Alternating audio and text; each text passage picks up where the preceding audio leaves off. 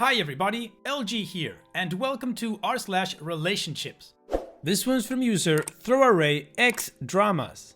Ex-fiance wants to meet up after leaving me at the altar 4 years ago. Basically, 4 years ago, I, female 29, was supposed to be getting married to my fiance at the time, Jay. Everything was going perfect. I was in my dress, had my makeup on, and taken pictures with my bridesmaids. I was pretty much ready to walk down the aisle when Jay's best man pulled me to the side and said Jay was gone. He had gotten into a car and left, and no one was able to get a hold of him. I came home to our apartment and all his stuff was gone. He's pretty much been a ghost ever since he left me, and I had to force myself to move on. I ended up going on our honeymoon with my best friends, which was the best decision ever, and then put myself in therapy to heal the horrible trust issues I now have. I haven't heard from him once until today. I guess he got back in contact with an old mutual friend who gave him my number. Jay texted me and said he wants to meet up and apologize. He says he has a lot to explain to me about what happened that day.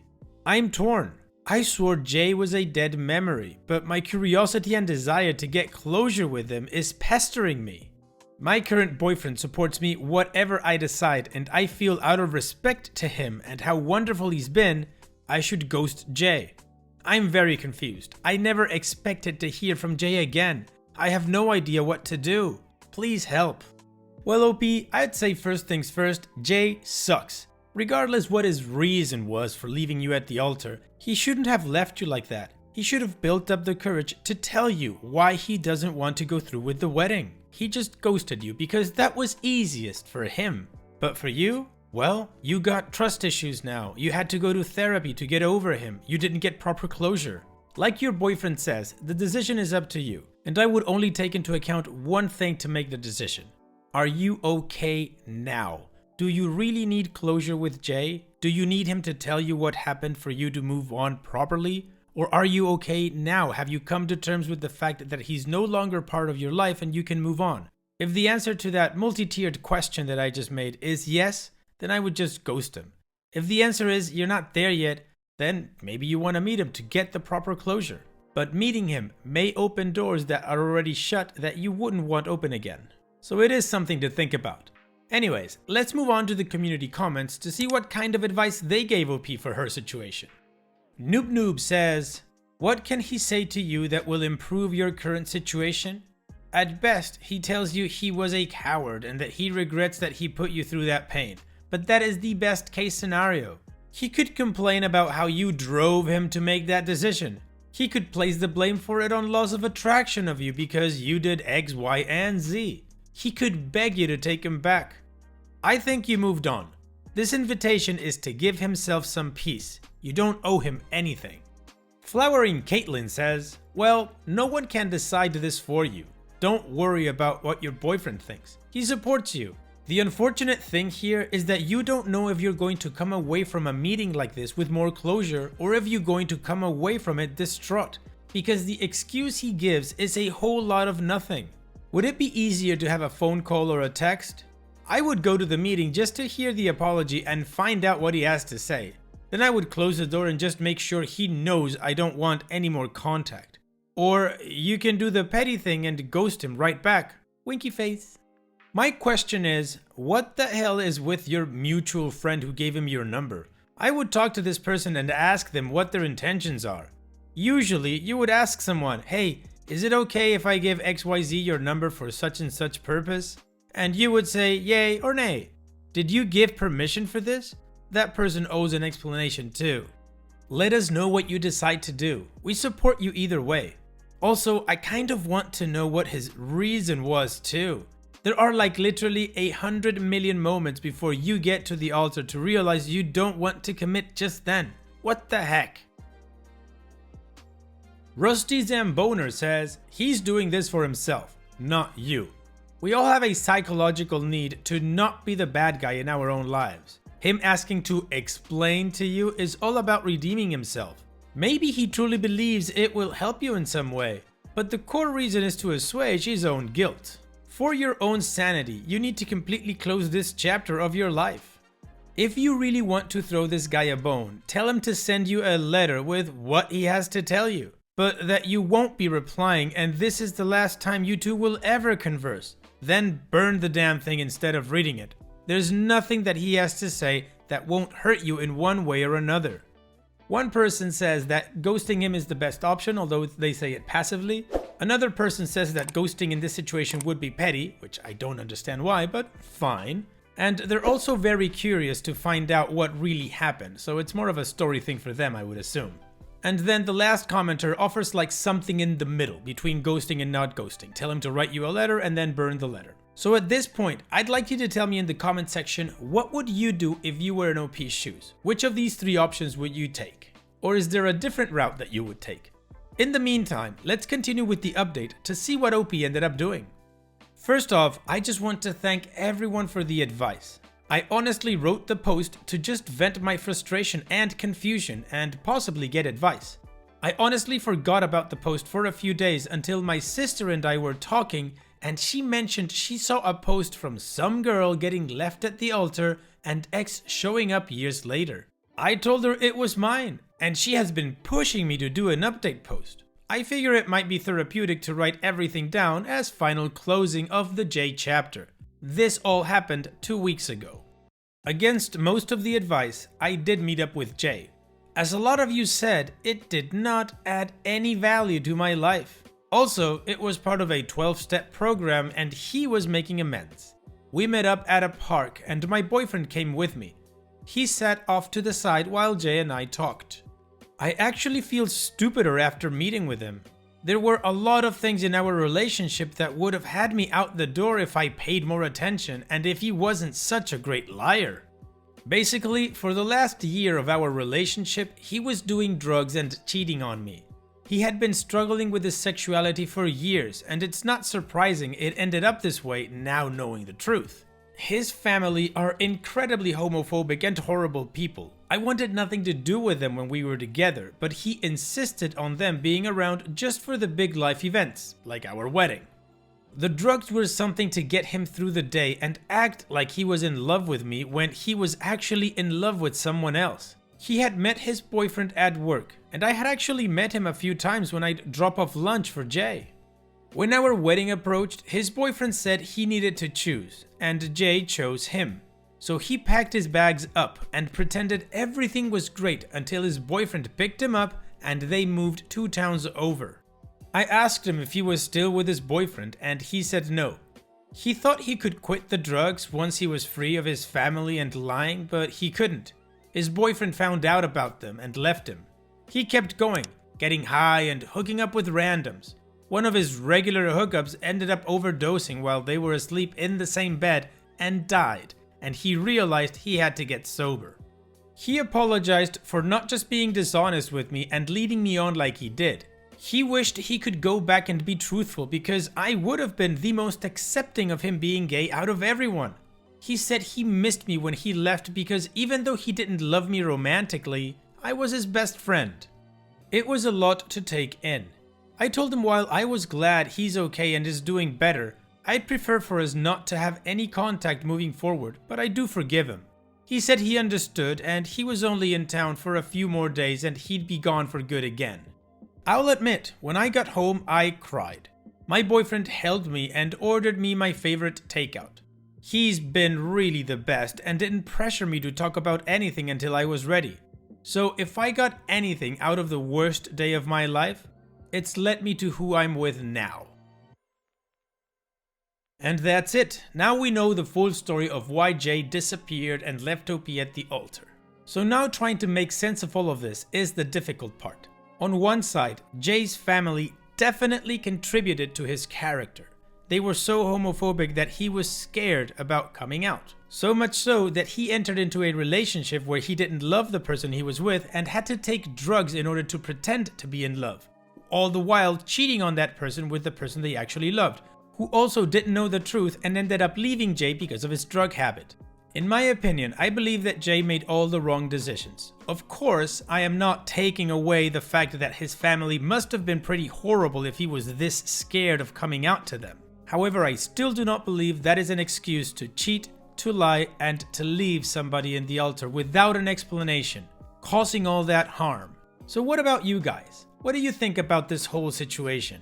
Let me know in the comment section, and now let's move on to the next post. This one's from user La Sabian. My wife lost her mom to cancer 2 days ago.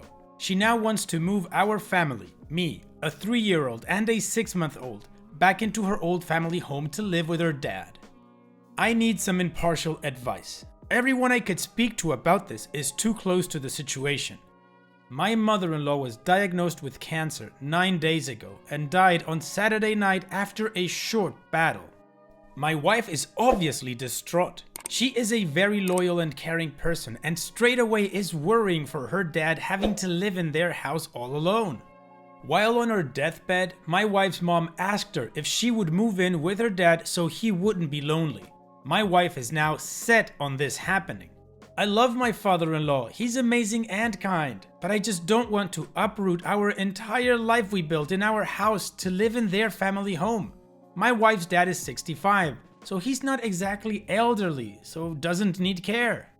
We currently live in a nice size house. Nothing fancy, but it's ours. We own it. My wife's plan is that we put this house up for rent just to cover the mortgage and move into her dad's house rent-free. So obviously, we would be a hell of a lot better off financially. Plus, we would have childcare on tap.